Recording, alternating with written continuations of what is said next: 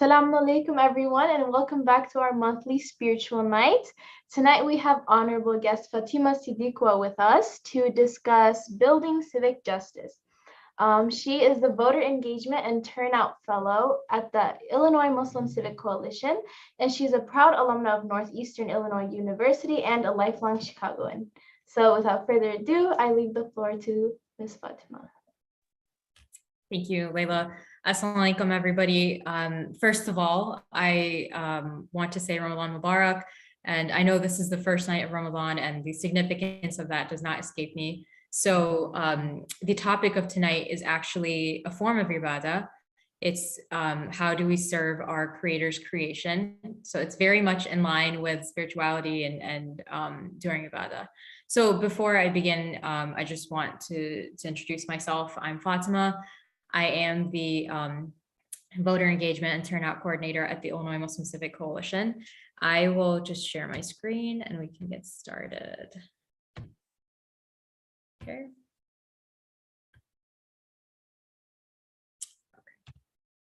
So a little bit about myself. I am originally from India. My family came here in 2001, actually just a few months before 9/11, and that, of course, changed what American society is like, and shaped our experience here in America too. I did HIVs for a while. I was unsuccessful, and I spent my years growing up in different Islamic schools. I went to ICC, I went to MEC, I went to IFS. I actually graduated from IFS back in 2016. I then went to Northeastern Illinois University, and I graduated in 2020. And that's when I started my internship at the Illinois Muslim Civic Coalition working on census. And then I worked at the governor's office as a Dunn fellow on the general counsel team. And that's when I really learned about how laws and policies are implemented, and, access to power, and, what does it mean when you're inside of government, and how can you affect change versus being outside and advocating to affect change. After that, I became the coordinator for voter engagement and turnout efforts at the coalition. And I've been doing that since this past year. And it's really, really important because 2022 is a huge election year. So that's just a little bit about me. I would like to move into today's topic. So I want to talk about civic power, but before I do that, I kind of want to talk about what is civic power and why do we even need it?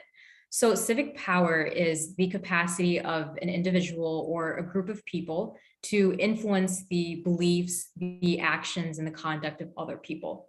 So you can do that through a couple of things. You can do that through physical force. You can do that through wealth. You can do that through having strength in numbers, being a large group that you can't ignore. You can do that through ideas, social norms, or even state action, being, part of government. So a few examples. If you're able to amass civic power through wealth, that means you're able to, for example, donate a large amount of money to a politician. And then, through that donation, you're able to have sway over what that politician says, what kinds of things they vote for, what kinds of things they introduce on the floor. If you have strength in physical numbers, that means you are a large organization and it's really difficult for somebody who's trying to make a difference to ignore you. So if there's a candidate who's trying to vie for office, they need to go and speak to your group because your group is so big. And if they ignore your group, then they could probably lose the seat. You can also do it through physical force, which is, probably the rawest form of power. You can do it through having ideas, enacting ideas. Politicians do it through introducing laws. So there's a lot of different ways of growing civic power. So why do Muslims need it? And why do we need it in Illinois? So actually, I'm going to go to the next page and talk about our American Muslim story. So American Muslims actually were not a new thing. We've actually been here. We came like 400 years ago through our brothers and sisters who were enslaved, and they came from Africa. And there were actually also other people who were not enslaved. They were actually free people, and they also practiced Islam.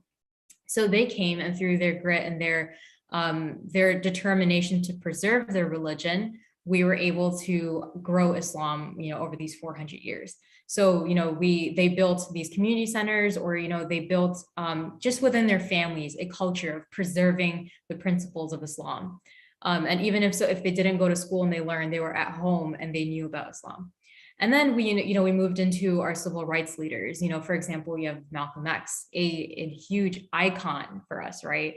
We had people who were in different areas of society. We had people in politics, we had people in sports, we had people in cinema, we had people everywhere.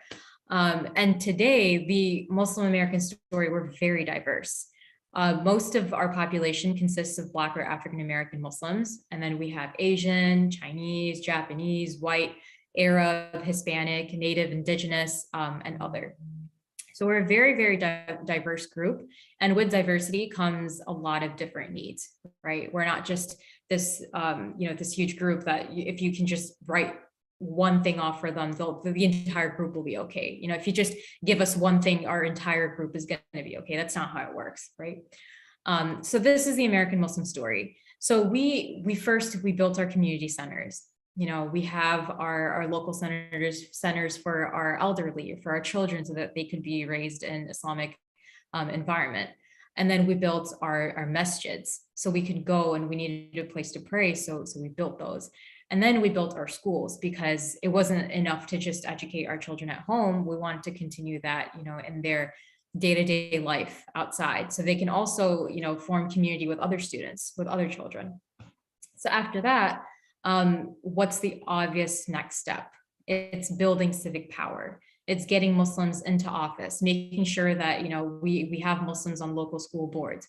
We have Muslims on boards of education, on local councils, on local committees. And then even at the state level, we have them, in executive office, and we're trying to elect them into Congress.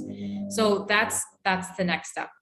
So the jump from, having our schools and our mosques to having people in office is a huge place that takes a lot of work. How do we even get those people into office where they can, enact change that helps our community and helps other marginalized people? It takes regular people like you and me and, our neighbors and our families and our schoolmates and our teachers to vote. So that's, one of the ways that we build civic power. So actually, I want to talk about things that we have done in the past. Huge milestones for our Muslim community that we should definitely celebrate. We passed huge laws that benefit Muslims, especially in school. We have the diversity statement inside the Illinois Amendment that, the oath of office also includes an oath to protect diversity. We have a law on cross-cultural mediation among students. So if there is a bully that's who has bullied a student, a victim, in that mediation is educating them about the real issues, that they've touched on.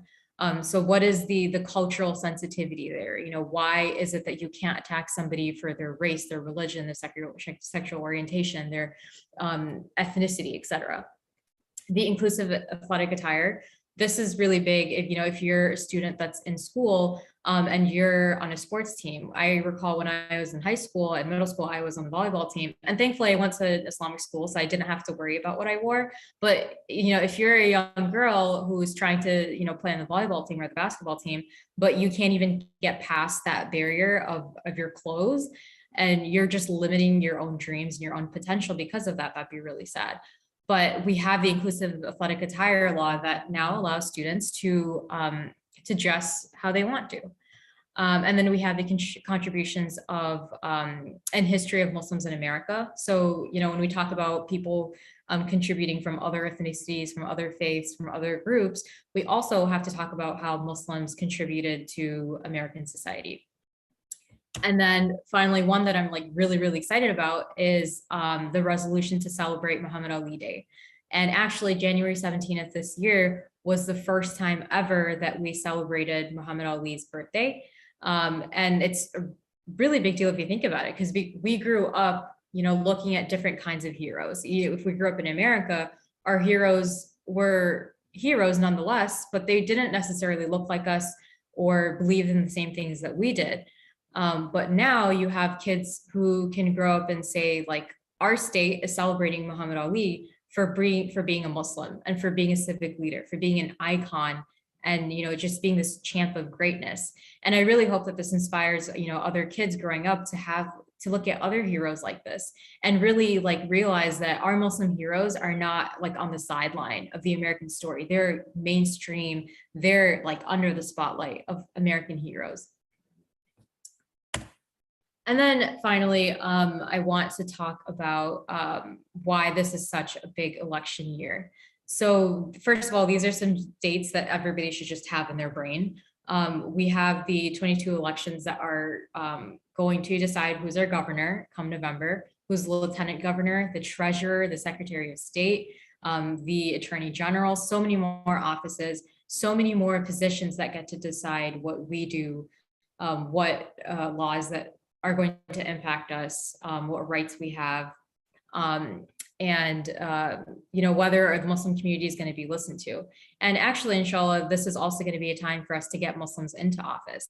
If you aren't aware, you should definitely check out Muslims who are running for local offices and state level offices, and try to see if you believe what they believe in and get behind them. And especially for the candidates who are not taking money, so that they're not bought out by organizations, they really need our help. And mashallah, I think the Muslim community now, we have very affluent people. We've definitely accrued some wealth. And if we can give some of that wealth away and make a better world from everybody else, I definitely think that's another form of ibadah. Actually, I was at the Turkish Center today, and the Imam said that hoarding wealth contaminates the soul. So I think just purifying your soul would be to give it and help your own ummah, right? So if you're looking into candidates that you can support financially, definitely look into Muslim candidates. There's so many that are great, and especially some really young people and some women who we can get behind. And then how do you vote? So you can vote by mail, and actually Illinois is one of those special states that you don't need an excuse to go and vote. You can actually just request a mail-in ballot and send it in. You can vote early at your polling place, and then you can also vote on election day in person. So the 2 days that you really, really should remember are the Illinois primary is on June 28th, and the general election is on November 8th. And actually, whoever's in office now, there's an agenda of laws that we have that's gonna that the coalition itself has and other organizations have that we want to get passed. It includes having halal food in prisons, because there are Muslims in prison, and there are other people, other faith groups in prison, and one of the humane things to do is allow those people to still have halal food. Another law is Muslims in prison have access to chaplaincy and a religious mentorship, religious guide. So those are things to look out for. Those are really, really important. There are more bills and more initiatives that we're working on that on our website, and I can put that in the chat box after. But please just remember the election. This is massive. And inshallah, it'll come again in 2 years, but there's a lot of things that are depending on this. So that's my spiel for civic engagement, why we need to build civic power, why Muslims especially need to build civic power. If I can relate this to myself, I came in, I remember, into the civic engagement space like 3 years ago, out of college, and a lot of times like Muslims will say, we really need to get more involved in civic engagement. We really need more people to do this.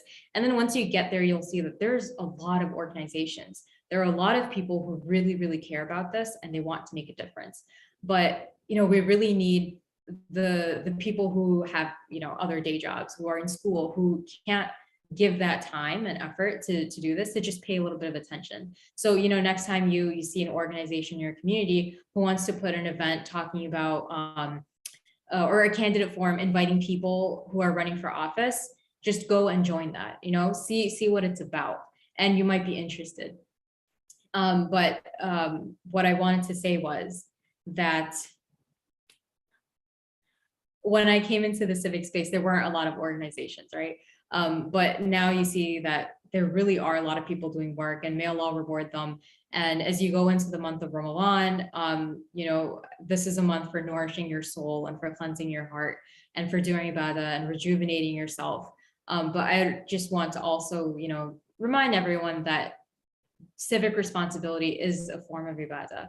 And, the prophet, he was, I mentioned earlier, like he was a general and he was a spiritual guide, but he was most definitely a civic leader. And he was most definitely involved in the rights of people and making sure that, Muslim or not, that you had justice, that you had equality, that you had equity.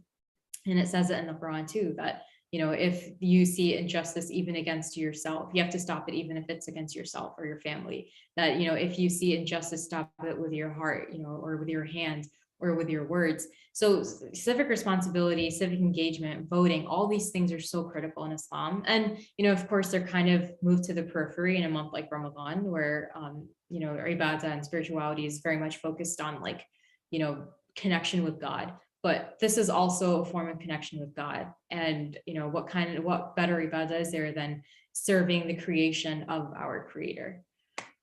So that's it for me. I think we move into the Q&A part now, right, Layla?